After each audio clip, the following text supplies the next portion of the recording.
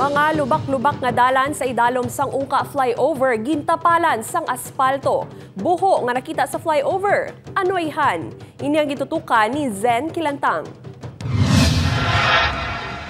Talalupang doon nga gintapalan sang aspalto ang mga lubak-lubak kag batsihon nga bahin sa poste sang flyover. Paathag sang DPWH6 ginatingwaan nila nga manginligwa ang idalom sang flyover agud makaagi sang maayo ang mga salakyan kag mapahagan-hagan ang trapiko ilabi na kun rush hour. It is the mandate of the DPWH to rectify whatever defects sa aton nga carriageway to give smooth and comfortable travel sa aton commuters, but it doesn't mean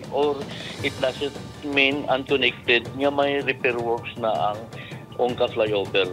May natalupang danman nga buho sa ibabaw sang flyover. Apang pagklaro sang DPWH, hindi iniguba kundi hungod nila nga ginbuhuan para sa downspout sang tubig.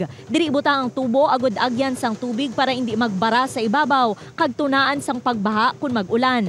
Samtang hindi pa makahatag sang timetable ang ahensya kung saan ugid masuguran ang pagkayo sang flyover. Nahibaluan nga gintalakay na sa budget hearing sa Kamara ang pondo nga gamiton sa rectification bangod wala pa mahibaluan kung pilagid ang marilis nga pondo. Would simply say that wala pa kita sang amount nga nabatian kung pila ang marilis para sa rectification.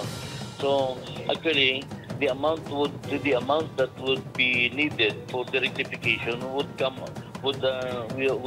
from us sa regional office, considering na any recommendation made by the BOD amo na nga aton basis ang aton nga estimate. Madumduman nga ginkwestiyon ni Kabataan Party List Raul Manuel si DPWH Secretary Manuel Bunuan sa ginhiwat nga budget hearing kung ngaan natigayon sa gihapon ng proyekto apisar nga nakit-an na ang estado sang duta sa ginpatigayon nga soil test. Padayon pa ang evaluation sang Bureau of Design sa resulta sang geotechnical investigation sang third-party consultant. Upoy Kirumal Porquia, Zen Kilantang, One Western Visayas.